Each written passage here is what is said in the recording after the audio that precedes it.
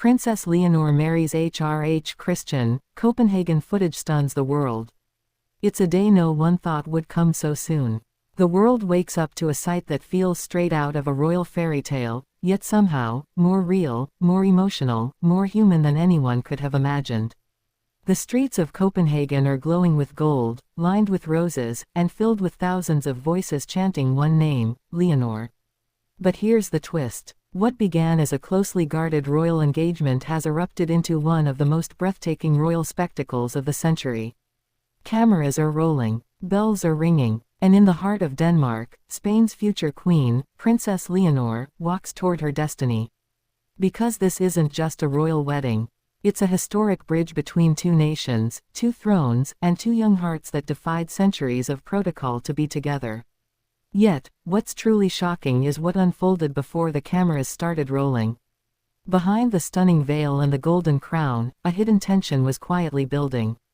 Whispers in Madrid's royal corridors spoke of hesitation, of last-minute doubts, of private family confrontations, and of a love that had to fight its way through the weight of an empire. Still, Leonor didn't waver. She stood firm, the Princess of Asturias, the heir to the Spanish throne, choosing love, not politics. And in that single choice, she changed the course of royal history. As the footage plays live, the world is captivated. The carriages roll past Copenhagen's Amalienborg Palace. The royal guards in their crimson uniforms salute as Leonor steps out, radiant in a pearl-encrusted gown, hand-sewn in Spain, embroidered with symbols of both nations. Every detail, from the Spanish lace to the Danish silver, speaks of unity, tradition, and courage. But what makes this moment truly unforgettable isn't the pageantry. It's the emotion, the silence before she takes her first step. The faint smile she gives her father, King Felipe VI, standing tall but visibly emotional. The tears in Queen Letitia's eyes as she watches her daughter, no longer a girl, but a woman, a queen in waiting, walking toward her future. And then, there he is. HRH Prince Christian of Denmark. The boy who grew up under the shadow of his mother, Queen Mary, and his father, Crown Prince Frederik. A prince known for his quiet charm, his modern spirit, and his deep sense of duty. Today, that young prince stands waiting, nervous but resolute. His eyes lock onto hers. And the world seems to stop breathing. The music swells. The cathedral's golden light glimmers through stained glass.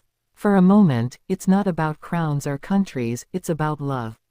Pure, undeniable love. But behind that perfection, the questions continue to stir. How did this union truly begin? How did a friendship between two heirs, born from royal events and quiet summer retreats, blossom into the most watched romance of the decade?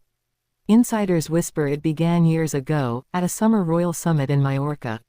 Leonor was barely 16, shy but graceful. Christian was the charming young prince who couldn't stop smiling when she walked into the room.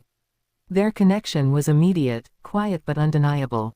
Over the years, their paths crossed again, at state dinners, royal charity events, and private gatherings where protocol blurred into affection.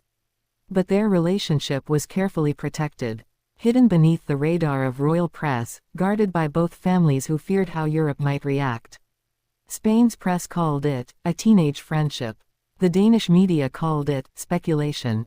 But those who knew the couple saw the truth, a slow-burning love story destined to redefine royal tradition. And now, in 2025, that secret love stands before the world, crowned in glory. As the ceremony unfolds, Copenhagen's cathedral becomes the stage of history. Queen Margrethe, now retired but present, watches proudly as her grandson pledges himself to the future Queen of Spain. The Archbishop speaks words that resonate across continents: "What love joins, no border shall divide." The crowd outside erupts, cheers, tears, applause. Social media explodes. Royal watchers across the globe are calling it Europe's most powerful love story since Charles and Diana, but with a happier ending. And yet, there's something deeper at play here. This union isn't just romance, it's renewal. It's the merging of two royal houses that once stood distant, now united under the modern spirit of their children. Spain sees in Leonor the future of its monarchy, young, educated, emotionally intelligent. Denmark sees in Christian a prince stepping into leadership with empathy and strength. Together, they represent the next chapter of Europe's royal future, one shaped not by arranged alliances but by love and conviction. But the wedding's most breathtaking moment comes not in the vows but right after. As the couple exits the cathedral, hand in hand, a soft drizzle begins to fall. Instead of retreating, Leonor looks up, smiling, and Christian takes off his royal cloak, wrapping it around her shoulders. The cameras flash, the crowd gasps, and in that unscripted gesture, the world sees what no crown can fake: genuine affection. Moments later, the newlyweds step onto the royal balcony of Amalienburg Palace. Below them, tens of thousands wave Spanish and Danish flags. Leonor speaks softly to Christian. No microphones catch the words, but her smile says everything. The kiss they share isn't rehearsed. It's real, raw, and filled with emotion. That image, the Spanish princess and the Danish prince, united beneath the same royal sky, floods every news outlet, every feed, every headline. And while the world celebrates, the royal families breathe a sigh of relief. For years, they feared this day, feared controversy, politics, and pressure. But as they look on, it's clear, Leonor and Christian didn't just make history. They gave Europe something it desperately needed: hope. Later that evening, the grand reception begins. A blend of Spanish elegance and Danish warmth fills the palace halls. The first dance, a fusion of classical waltz and flamenco-inspired rhythm, a symbolic merging of cultures. Queen Letizia is seen laughing with Queen Mary.